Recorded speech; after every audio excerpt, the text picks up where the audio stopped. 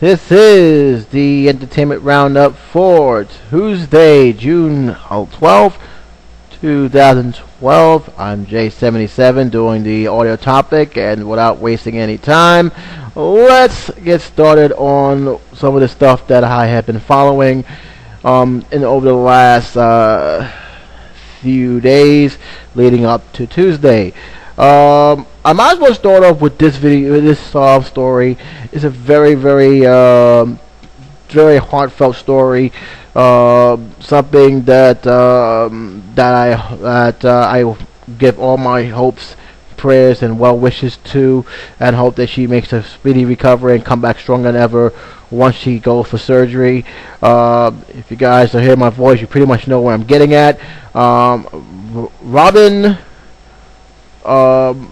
Robin Roberts revealed a couple of days ago that she has a bone marrow disorder, and it pretty much explains a lot.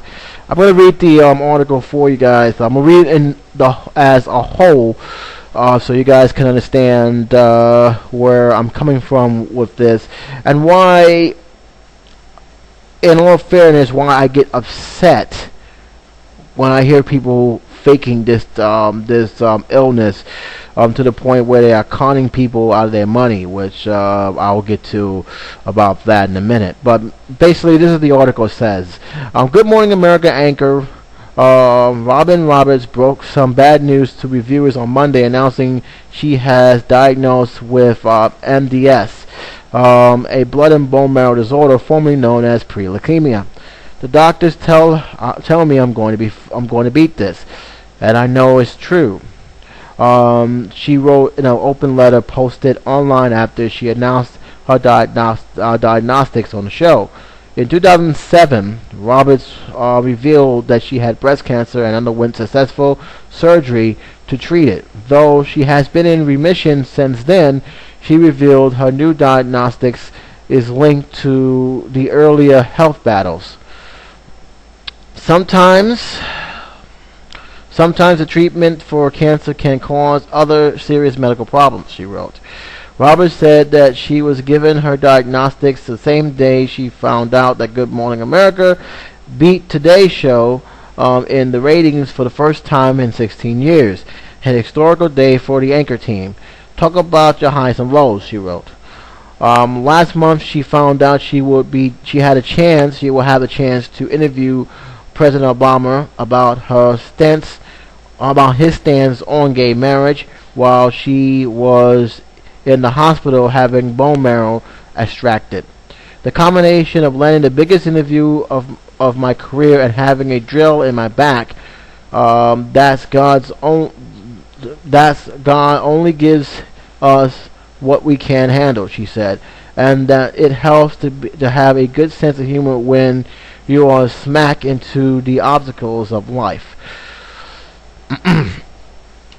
Roberts says her pre-treatment chemotherapy starts Monday. To prepare for her bone marrow transplant she will receive later this year from her sister, and use the opportunity to encourage others to register as bone marrow donors. The article also says, guys, that the ABC spokesperson is gonna stand by her, and that all the prayers and well wishes are with her. This was given to the whole entire staff by News President Ben Sherwood. You can actually read it, as I will leave a link to this article. It also, she said that in her final statement that I'm going to read right now is, when faced with breast cancer, your prayers and good wishes sustained me, gave me such hope and prayer, and played a major role in my recovery. She wrote, in facing this new challenge, I ask humbly for more of your prayers and love, as well as I will keep you informed and updated on the let me read it again. I will keep you on my mind and update you regularly on my condition. So that's pretty much what it says here. I will leave a link for you guys so you guys can check it out yourself. But pretty much that sums it. There were some recent news reports about this, getting all her support. She was emotional when I saw the pictures. She was pretty much choked up. But again, yeah, my hopes and prayers and well wishes go to her. I hope, and from what I understand, the doctor said she will beat it, and I believe that. I think she will beat it, and I believe that she will come back stronger and better than ever, and Good Morning America. Again, this is something that this disease is very, very devastating to us, a lot of people. Millions of people suffer this every day. It does have a strain on a lot of families. And again, I go on and stress this. This is one of the main reasons why I get really upset when people out there use these disease to gain profit, faking illness like this so they can get attention, and then try to justify it for their actions. And when I'm talking about that, I'm talking about a lady whose name escapes me right now, but she basically made the news a couple of days ago, and I believe it was Robin who actually interviewed her on Good Morning America. Matter of fact, I'm pretty certain she was, because there was a video about her talking about the reasoning why, and she tried to justify her actions. She faked having cancer to order to get her boyfriend back, and she took this lie right straight to the wedding. A lot of people donate money for her to get married, thinking that she didn't have much longer to live. The fiance was very touched by it, that he put it in the newspapers, and they actually followed this. And it wasn't until her husband got suspicious that there was something very wrong that he started to do his own research, finding out that she didn't have cancer at all. She ended up getting a felony charge for fraud. She ended up paying back all the money, but still, damage been done. This kind of fraud, and this is not she ain't the only one that happened. A lot of stories I heard from a woman using her daughter, telling her daughter she had leukemia, faking it, cutting her own hair so she get donations, be on radio, be on all talk shows, and they found out that was all a lie themselves. So these have been all stories about this, and all they're doing is putting a black eye for those who really do suffer from the disease, who have had their life turned upside down by these diseases, and it's basically a slap in the face. And I hope just by hearing this article, hearing this news, that people start to realize just how serious leukemia, cancer, all these illnesses really is, and not to take this as a joke, and not to use this for personal gain. This is very, very serious. Many people have suffered, even died from these diseases, and no one should ever, ever, ever try to make light of this, or try to use this to gain to use this as a form of gaining some kind of popularity, or try to fake it as a disease to win a heart or loved one, or just basically try to con people out of money. To me, that's disgusting, and there's no room for that. And that's just my opinion. Again, I really do wish Robert's well. I'm really am praying for her. I'm really going to keep myself updated on her condition, and pretty much hope that she pulls through, which the doctor says she is, and that she will return to us on Good Morning America. Alright, so let's get on to from Roberts to Charlie Sheen. Charlie Sheen, as you guys know, has been pretty much quiet in the spotlight, and for lots of reasons. He has been concentrating on a new show that's going to be premiering on FX called Anger Management, and he is also will be in this upcoming month of Rolling Stone magazine, which is due out on June 21st. in this article, it pretty much sums up Charlie Sheen's meltdown. He basically came out and admit that all the stuff he was doing, that winning situation, that tour, was not exactly winning at all, but him just basically having a meltdown and being in constant denial.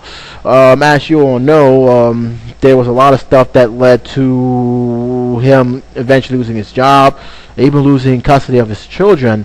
This all stemmed to a pretty much of a situation where he was hospitalized from a party which involves lots of drugs and women of many varieties. This was like the second time this actually happened. One time it was in New York in front of his, right next to his ex-wife Denise Richards and her children, and it happened again inside his home. This did not vote well for Two and a Half Men. Two and a Half Men shut down indefinitely, and eventually, after some more antics, Two and a Half Men decided to basically cut ties with the actor, which led him into even more rage. I mean, this was on countless news.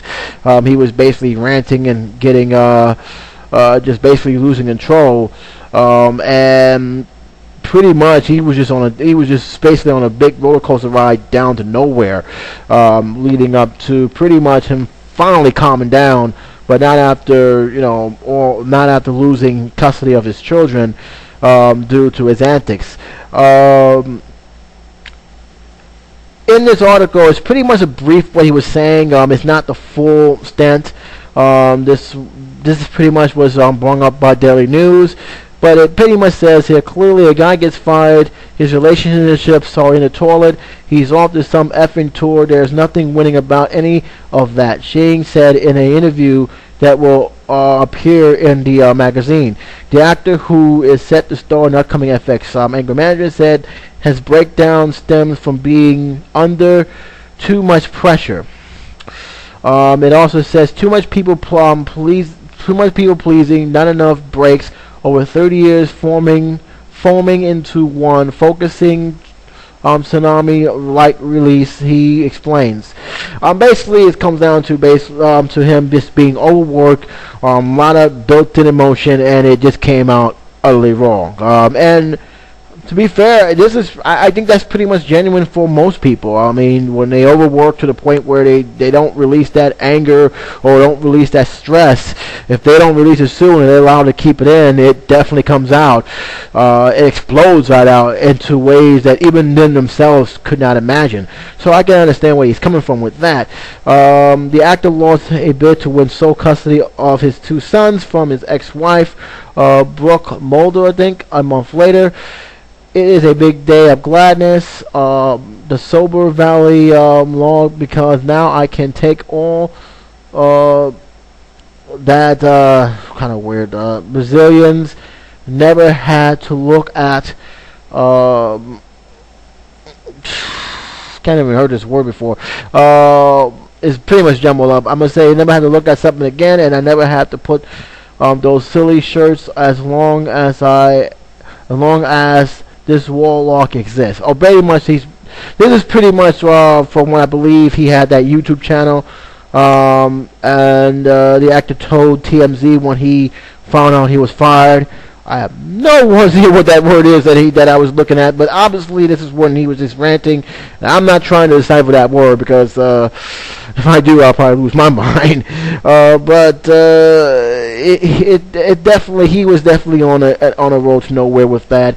And you can pretty much tell because a lot of stuff that was happening. His tour that went belly up. Pretty much didn't help matters. I mean, he had a very bad tour, and many people. And it pretty much tells a lot about us in terms of entertainment, because we wanted to see him melt down, and it didn't happen. We basically was now, we need our money back because he's not doing what he's supposed to do. I don't think people realize that he wasn't really acting. He was really much self-destructing. and I think that that's pretty much evidence when he went on that tour and it basically tunk. I know it basically hit rock bottom in New York. People did not like it at all. And all I gotta say is, what the hell did you expect? This is you're going to a tour where a man who's basically don't even have control over himself. So, but that's another story for another day. But apparently, he's speaking out about it now, speaking out more than ever. And basically admitting that he was in denial and he was basically out of control.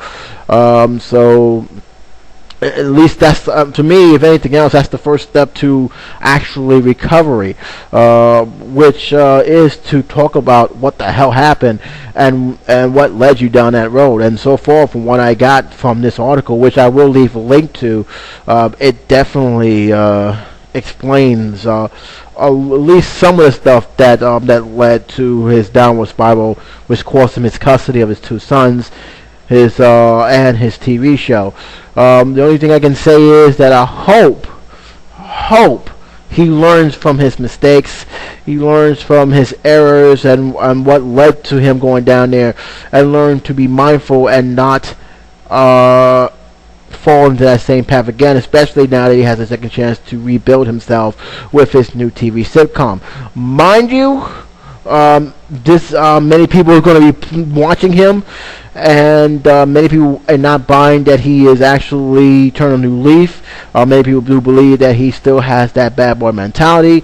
So it's pretty much he's going to have to do pretty much what Robert Downey Jr. did, build himself from the ground up. But unfortunately, unlike a lot of people, he has the opportunity to do that, and I hope by him talking about it, it's the first step of recovery, at least for Charlie Sheen's sake, and for his children's sake, for that matter, because the last thing they want to hear is his father dying from any type of drug overdose or any kind of situation that will land him into hospital and basically ruin his career altogether. So that's pretty much all I got to say about that. I will leave a link. You guys can look at it. You guys can talk about it. Alright, let's go to Django Enchanted, starring Jeremy Fox and Leonardo DiCaprio, two good actors I like to see on the big screen. I believe this is the first time they was in the screen together, and this is a film by Quentin Tarantino. Now, I'm going to say right now, I did see the Red Band trailer. I watched the Red Band trailer. I was kind of impressed by the Red Band trailer. Even though it's limited to certain areas, especially in YouTube. But from what I've seen, I was impressed. I will say that. But that's not the reason why I'm talking about this movie. This movie, and to my surprise even, this movie has to make it mean two things. It could be pretty good or pretty offensive, or both. And the reason is the reason why I'm bringing this up. This film, from what I understand from this article, which was done by, I think it's Martha Doherty of Movie Talk. This was article. It's a very interesting article that Jamie Foxx was not the first choice, which is not surprising at all. It was actually was intended for Will Smith to take the role, a role at which he turned down. I can't say I don't blame him, and that's largely because of the following. You're dealing with, I'm going to read some of the stuff it says here. Enchanted, Jeremy Foxx, Django, a free slave who becomes a bounty hunter to face off with the evil plantation owner, Leonardo DiCaprio, all while seeking the whereabouts of his slave wife, Kerry Washington. Which the character is called Boone Hanna, believe. It also said that Fox, however, was not the first actor for the role. Tarantino originally wrote Unchained with Will Smith in mind. One can imagine why the major box office draw who attract audiences from all backgrounds turned down the opportunity to play a character who has expressed pleasure of getting paid to kill white folks. That's right there. I don't even need to read the rest of the rest of the paragraph. And if you guys want to read the rest of the story, I will link it. But that straight up right there tells you where this film is going to head. It is considered to be a parody, which pretty much Most of Tarantino movies are. But make no mistake about it, the time period is pretty right much out there. He was a slave who was free to become a bounty hunter, which means you're going to see a lot of things in this movie that will be deemed uncomfortable to African Americans. Me seeing that, I'm pretty much, if I'm going to see this film, I must prepare myself to hear language that pretty much will strike a vein near my neck, because this is going to be pretty much one of those movies. However, I'm not going to tear apart Tarantino, because he made films similar to this before. Keep in mind, I was surprised that nobody really talked about the controversy behind Inglourious Basterds. That film, which I actually thought was pretty good. I was even surprised how he ended it the way he did. But make no mistake about it, this film had every opportunity to be deemed offensive towards the Jewish community, as well as just historians as abroad. But he did it in a way that was a parody, and he did it pretty much smart, and he did a good job, in my opinion, of a film. It definitely earned the right to be nominated for Best Picture by far. So I'm not complaining about that. And I think that, although I'm kind of surprised nobody talked about it yet, I think once this film starts to slowly gain momentum, once the holiday season starts coming in, and as this film gets promoted more and more and more, I'm hoping that a lot of African activists, civil rights activists, will lay off this film until at least they have a chance to see it. Because I guarantee you, once this thing gets out, you're going to hear a lot of controversy about this. You're going to hear about why Jeremy Foxx picked this, and why other African actors turned it down. You're going to hear a lot about that, and that's mainly because of how sensitive this film is. It's going to be playing on that fine line. It's definitely going to be a very thin line that they're going to be doing a balancing act under. And to me, I'm like this. This film is a parody. It's not meant to be taken too seriously. And for what it's worth, if it does like Inglourious Basterds did, I'm fine. I can live with that. Keep in mind, I've seen a lot more films that were more serious, that was so tough to watch, that it just basically made me cringe. It basically made my hand shake. And even though these were good movies, I can tell you, I can only see it once. I cannot see it again. Schindler's List is one of those movies. Rosewood is one of those films. Citizen X is definitely one of those films. And I can tell you, and one reason why it's one of those films, is because they were very, very deep. It struck a nerve. And this is why I'm going to say a little fair warning to everybody, including those who have African ancestors, who have went through the situation, especially, just basically African Americans in general. If you're planning to see this movie, don't come in there with an angry heart. Go in there just basically open-minded. And if you like the film, great. If you didn't like the film, fine. But don't go in there angry. Don't go in there just expecting to find racism, or just go in there just trying to look for something that you shouldn't be looking for. Because if you leave there, the chances are you're going to leave there with more anger for almost no reason. And you may point that anger on people who don't deserve it. I've seen it happen. I've seen it happen too often. So this is my only thing I got to say to you guys. Be open-minded when you come to this film.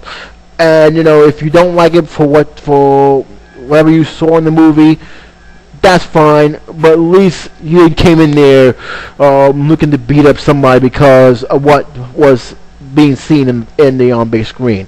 That's all I got to say about that. But in all, it's definitely a film that's going to be raising controversy. It's not raising controversy yet, and that's pretty much because of the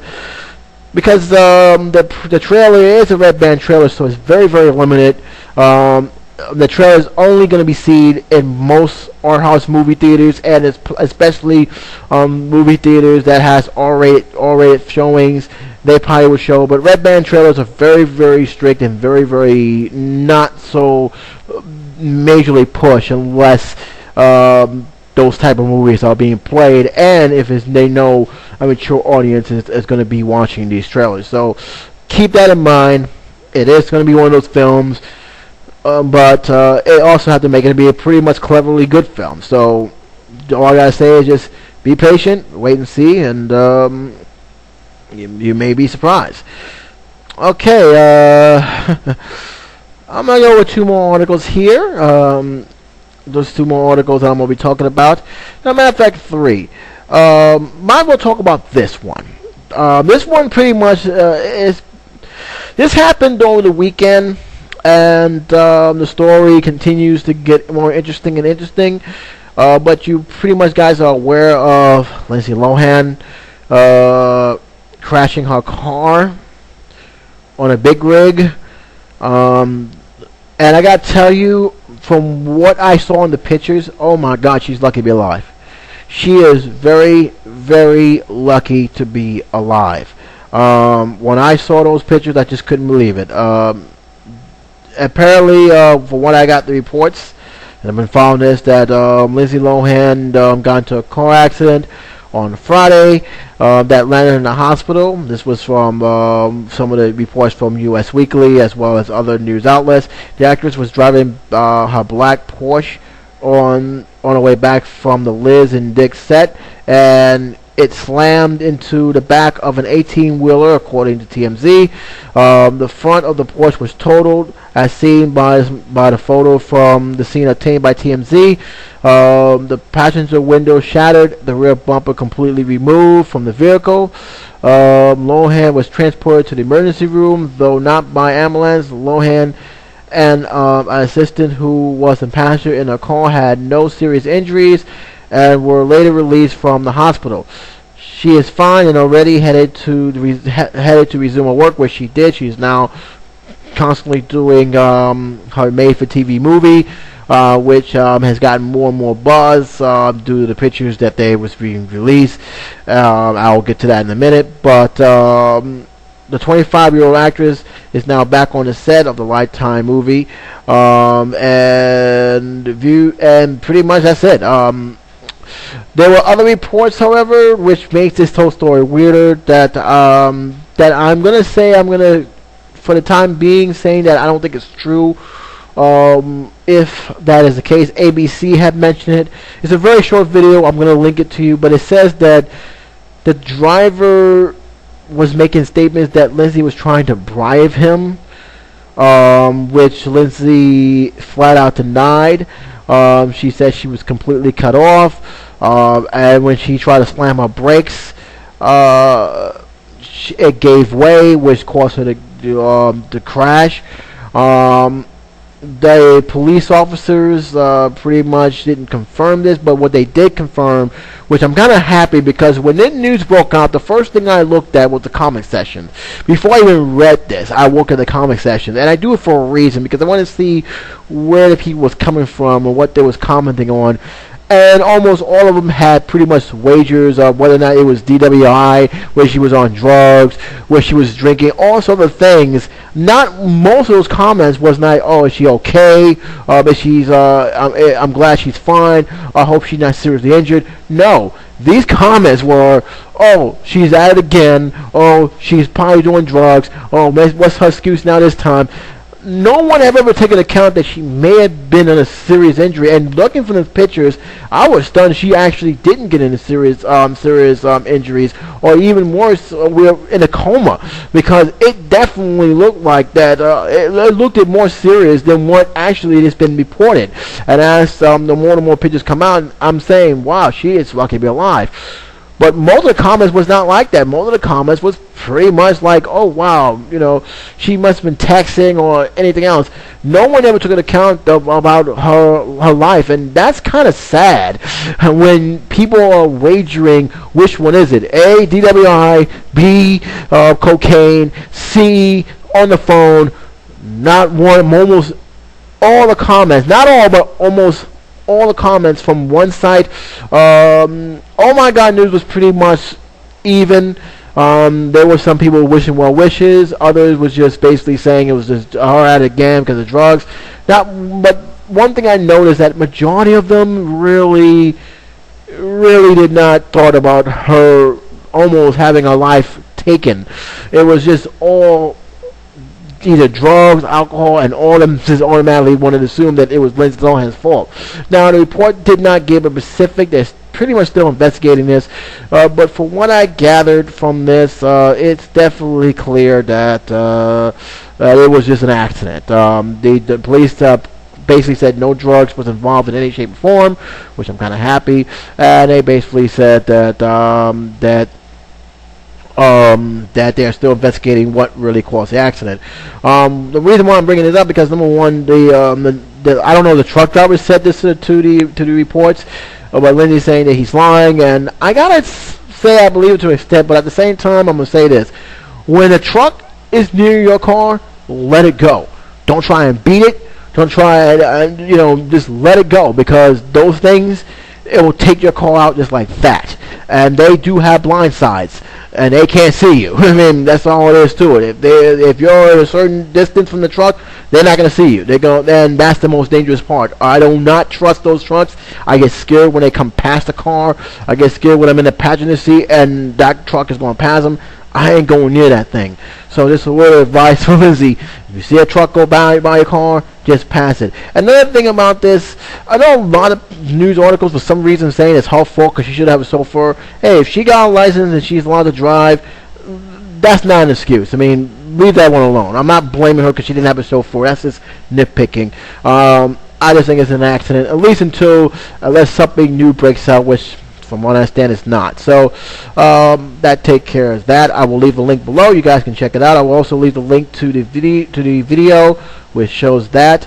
And pretty much you guys can comment on it if you want. Gonna go with one more story here. I know that I said I was gonna go with two more, but I'm gonna go with one more story because I'm already surpassed the 31-minute mark, and I don't want to make this any further longer than what it is.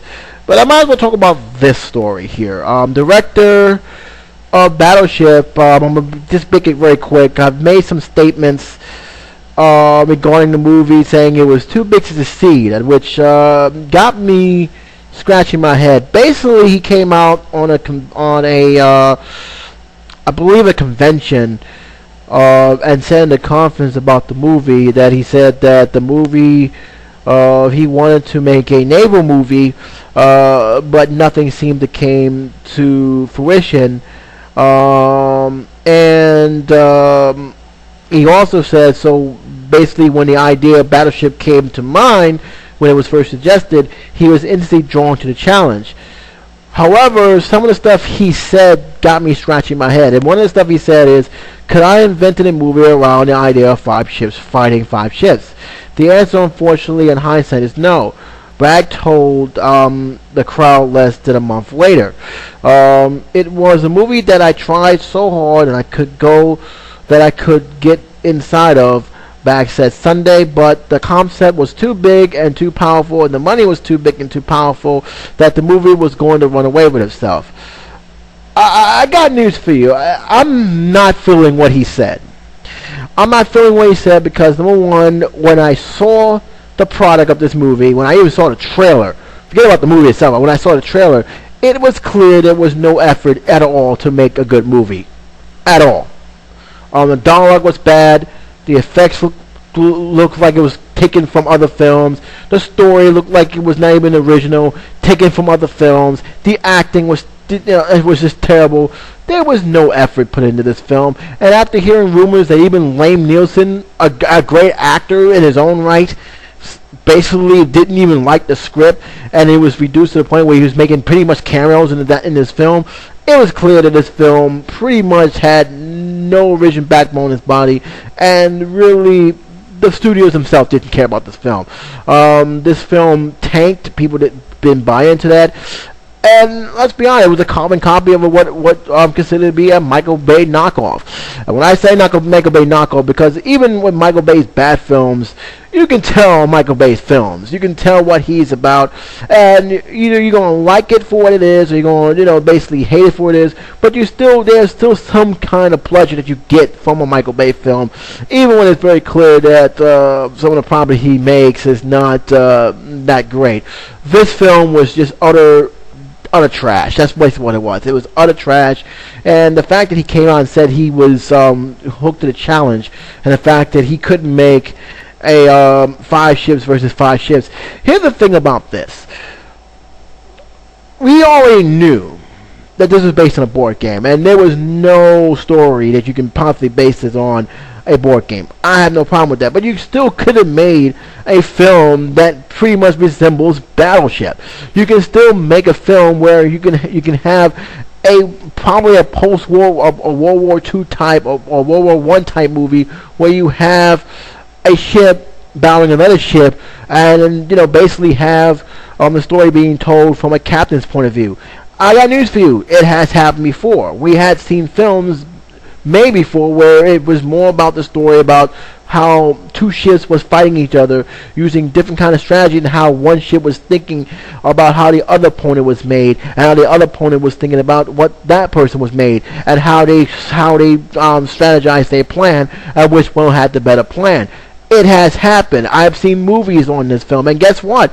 This film, even though it wasn't called Battleship, was more true to the video than the game than this movie ever was. This movie was pretty much a rip-off of every other movie we've seen before, and that's why this film failed. It was pretty much, if I can tell you most of the scenes from each film, from the Transformers all the way to Independence Day, all the way to Armageddon. It felt like it was all these films they just took from one film, rewritten it, and then pasted it onto this movie, so that way we can have Battleship. I don't know why they made it an alien film. I'll be honest with you, I don't know why they thought aliens it was a great idea to make it into an alien type film. I just don't. I don't understand. I don't get it. I never once made a connection. So this idea that he was pulling the challenge, I'm just not buying it. To me, I just think he's just making an excuse. They said, you didn't make a good film. You made a mistake in picking this film. It's trash. It's horrible. Move on. And just learn from that. Because, frankly, to me, this is like a cop-out. Maybe I'm wrong. Maybe I'm overlooking at it. Maybe I'm still upset the way they made this film. And maybe I'm definitely upset because the fact this movie alone scared the hell out of the people behind G.I. Joe to push it back and to force 3D onto it, or just adding new features from what many people have told me. But to me, hearing that he says that it was going to run away from itself, you're the director. All you could have done is make sure you had a better script. The script was just horrible. The planning of this film was just horrible. It was just lazy writing and just basically a junk food movie. Those who seen it just basically wanted to kill 2 hours. That was actually what it is. To me, I'm not going to kill 2 hours on a 3D film that was probably bad in 3D and even more worse just as in terms of quality. It just didn't happen. And people here just wasn't falling for it. Even though it made a lot of money in foreign theaters, it didn't do well in the United States. And you know what? It didn't need to do well in the United States. It didn't deserve people's hard-earned cash to see this film. But again, I'll leave the link. I'll leave the link for this below. It's a very tall-telling tale about how serious this director, as well as the people behind this movie, took it. I may be overlooking at it. You guys may disagree. That's fine. But to me, there's no excuse for the way that film was made. They could have easily made the film more like the Battleship that was done. Because keep in mind, the Battleship is very simple. The game is very simple. It's a strategy game. Trying to blow up your enemy ship before they do. That's simple. They could have done it just like that. Just give a story around that. It's not that hard to do. But just me. I better cut this short because the more I talk about it, the more angry I get. But that's pretty much it for this edition of Express Yourself. Sorry this is out a little late, but unfortunately I had a little technical difficulty, and I had to take out a couple of articles. But nevertheless, it's done. The articles I wanted to really touch on, I touched on. So that's pretty much it. Until next time, guys, it's J77 saying take care.